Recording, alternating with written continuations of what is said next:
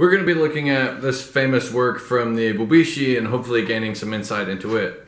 So with translations, there are a few things that we would like to try to keep in mind. Things like who the author was, what they meant by their work, and what culture they were in, that being geographic location as well as specific time frame, and of course the audience and what the author was trying to say to them.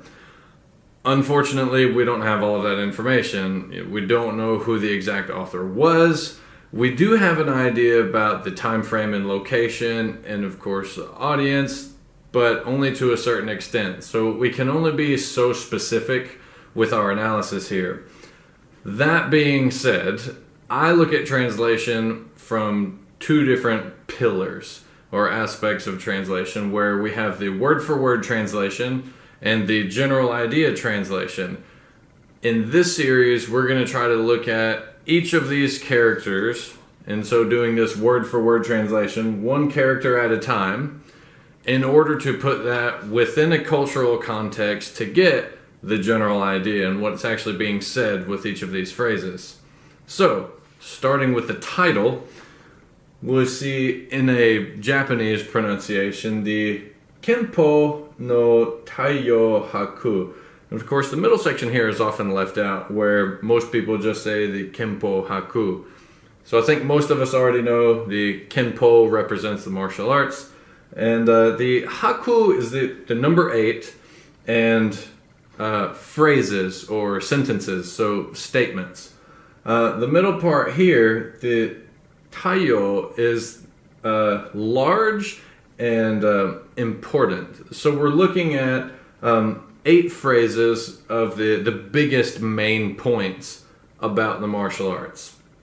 Now, that being the case, each of these phrases, or the collection of them, can be looked at essentially as a list of self-cultivation ideals, where as martial artists, these things are what we're striving towards and what we aspire to be with and through our training. Of course, I'll put the text in the description for you to play with on your own if you like. Let's jump in. Line number 1. The first character we see here represents a man or a human. The second character is a very significant concept. It's very common, is a heart or mind or even spirit. The middle character is to be similar to or even the same as. It has to do with something being together with something else. And the last two characters here are the heavens and the earth. So the interesting part about this is it contains the same 3 characters as a really popular concept in Japanese is Tenchi Jin. It's the heavens, earth, and man. And so when we look at these 3 being talked about as having to be similar or being together with each other and that they should be the same, this is just a really popular cultural value where the man or human and his mind or heart or spirit should be similar to or the same as or go along with the heavens and the earth. So what this could be telling us as martial artists is that the first important point about our training as individuals is that our hearts, our minds, our spirits should be working towards being in harmony or in balance with as much as possible. For line number 2, we see the first character here literally just says blood. The second character can mean veins, but it represents the pulse, right? So the blood's pulse. The middle character here is somewhat similar to the middle character of the first line in saying that it's similar to or that it resembles something here. The last 2 characters, very simple, as the sun and the moon. And so what this says, if you look at word for word, is that the blood's pulse resembles the sun and the moon. And so what this represents can be, on a general scale, it's just health and wellness. It's keeping yourself alive for its longevity. And as a side note, you could look at this as saying, the blood's pulse resembling the cycles of the sun and the moon, having to do with the time frame and how traditional Chinese medicine broke up the hours of the day into these cycles of the qi meridians. And so you could look at that as being kind of a side note towards, you should learn how this functions, but as a whole, that still points towards health as a whole. Is that as martial artists, we need to make sure that not only are we working on the spiritual development, or you could say character development, but that we're working towards longevity. We're working to stay healthy as individuals. For the third line here, the first character is the same as the character that in Japanese is the second portion of Kenpo. Right? So this is the law or the way. As a side note, this is actually the same character used for Buddhist teachings of the law.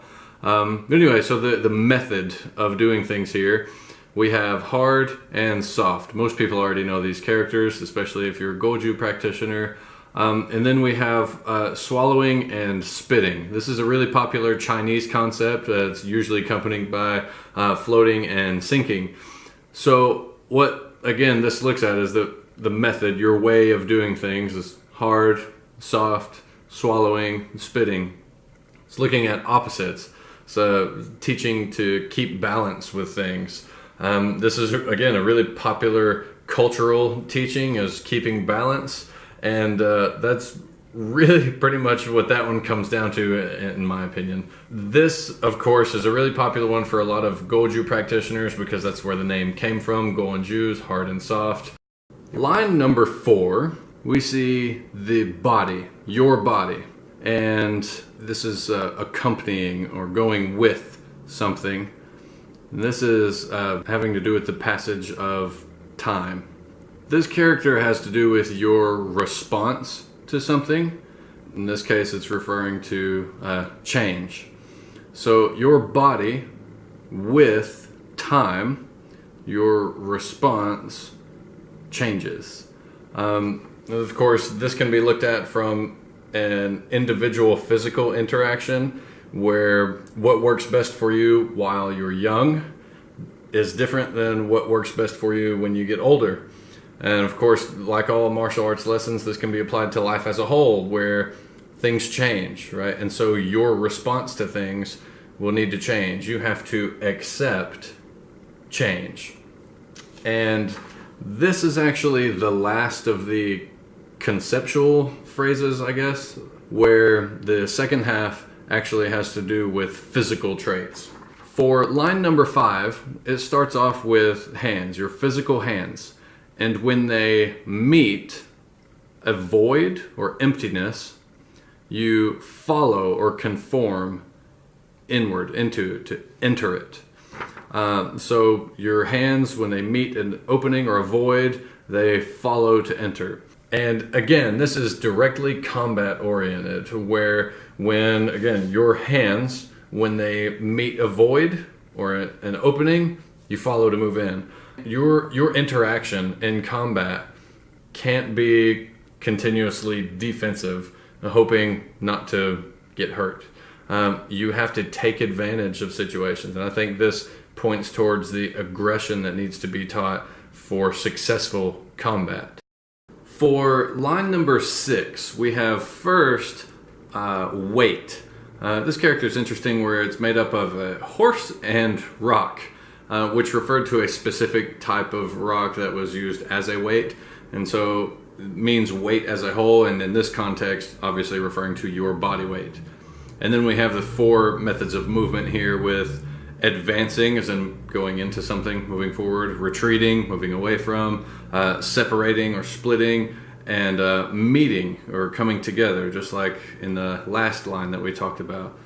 And so what's interesting about this is that now we're moving towards not just where the last line was talking about following in with whatever actual techniques you're using, but your control of your body as a whole, your structure as a unit. Obviously, as martial artists, we want to be able to control our weight in a lot of different ways. So, weight, advance, retreat, separate, meet. For line number 7, we have eye, as in your physical eye, has a want or a desire to, it's important for it to see or watch, and this is the number 4, directions. So your eye wants to watch 4 directions.